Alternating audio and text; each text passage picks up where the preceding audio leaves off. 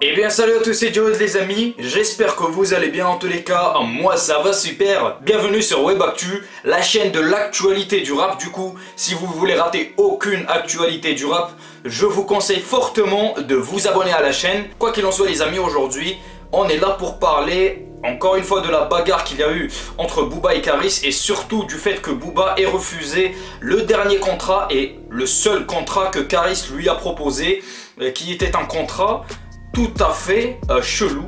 Je vais vous dire pourquoi, et je vais surtout vous dire pourquoi Booba a refusé, et c'est très simple à capter. Alors je vous vois venir dans les commentaires, ouais tu chuches Booba, gna gna gna. Non, pas du tout, juste je vous dis pourquoi Booba a dit non au contrat que lui a proposé Karis, bien que ça soit Booba qui ait proposé l'idée du combat en premier. D'ailleurs le fait qu'il ait proposé l'idée du combat, ça prouve qu'il est plutôt intéressé pour faire ce combat. Et donc là on va commencer les amis avec les raisons qui ont fait que Booba ait refusé le contrat que Karis lui a proposé.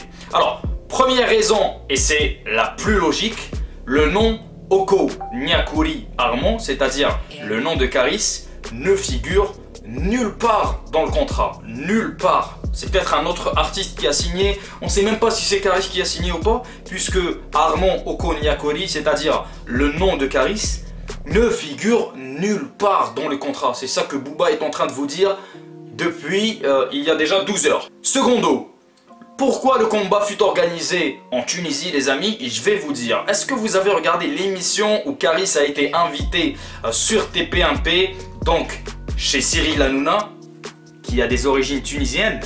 Est-ce que vous avez regardé l'émission et vous avez regardé les guests qu'il y avait, c'est-à-dire les invités? Il y avait le ministre du tourisme tunisien. Cyril Hanouna est tunisien. Et il y avait aussi le ministre du tourisme tunisien. Et il y avait aussi Karis dans le même plateau.